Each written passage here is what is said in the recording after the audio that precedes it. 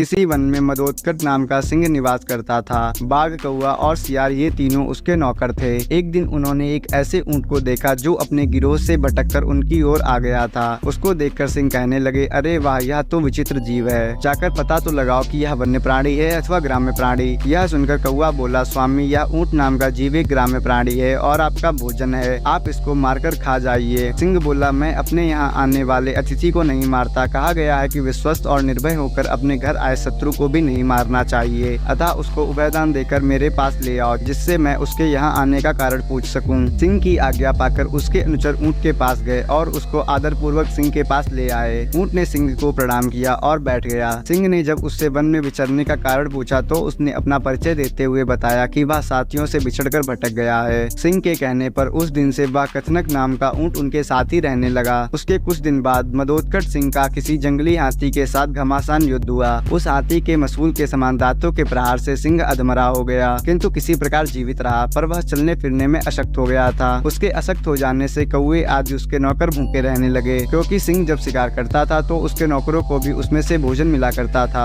अब सिंह शिकार करने में असमर्थ था। उनकी दुर्दशा देखकर सिंह बोला, किसी ऐसे जीव की खोज करो कि जिसको मैं इस अवस्था में भी मारकर तुम लोगों के भोजन की व्यवस्था कर सकूं। सिंह की आज्ञा पाकर वे चारों प्राणी हर तरफ शिकार की तलाश में घूमने निकले। जब कहीं कुछ नहीं मिला तो कौवे और सियार ने परस्पर मिलकर सलाह की। श्रृंगाल बोला, मित्र कौवे, इधर उधर भटकने से क्या लाभ, क्यों ना इस कथनक को मारकर उसका ही भोजन किया जाए। सियार सिंह के पास गया और वहां पहुंचकर कहने लगा, स्वामी, हम सबने मिलकर सारा वन छान मारा, किंतु कहीं कोई ऐसा पशु नहीं मिला जिसको हम आपके समीप मारने के लिए ला पाते। अब भूख इतनी सता रही है कि हमारे लिए एक पग चलना कठिन हो गया है। आप बीमार हैं, यदि आपकी आज्ञा हो तो आज कथनक के मान से ही आपके खाने का प्रबंध किया जाए। पर सिंह ने यह कहते हुए मना कर दिया कि उसने ऊंट को अपने यहाँ पनाह दी है, इसीलिए वह उसे मार नहीं सकता। पर सियार ने सिंह को किसी तरह मना लिया। राजा की आज्ञा पाते ही श्रृंगाल ने तत्काल अपने साथियों को बुलाया। उसके साथ ऊंट भी आया। उन्हें देखकर सिंह ने पूछा, तुम लोगों को कुछ मिला? कौवा, सियार, बाघ सहित दूसरे जानवरों ने बता दिया कि कुछ नहीं मिला, पर अपने राजा की भूख मिटाने के लिए सब बारी बारी से सिंह के आगे आए और विनती करने लगे कि वह उन्हें मारकर खा लें, ताकि सिंह उन्हें मार न सके। अंत में ऊंट की बारी आई। बेचारे सीधे साधे कथनक ऊंट ने जब यह देखा कि सभी सेवक अपनी जान देने की विनती कर रहे हैं तो वह भी पीछे नहीं रहा। उसने सिंह को प्रणाम करके कहा, स्वामी, ये सभी आपके लिए अब अच्छे हैं। किसी का आकार छोटा है, किसी के तेज नाखून है, किसी की देह पर घने बाल हैं। आज तो आप मेरे ही शरीर से अपनी जीविका चलाइए, जिससे कि मुझे दोनों लोकों की प्राप्ति हो सके। कथनक का इतना कहना था कि शेर और सियार दोनों उस पर झपट पड़े